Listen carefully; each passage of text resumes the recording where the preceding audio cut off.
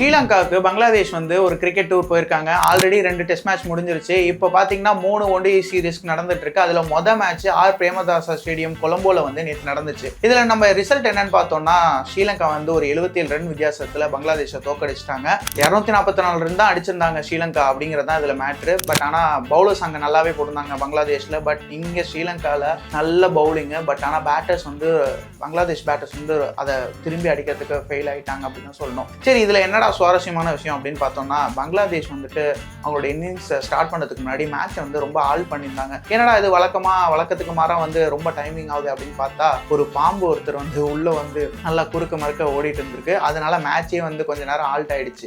வணக்கம்ல மாப்பிள.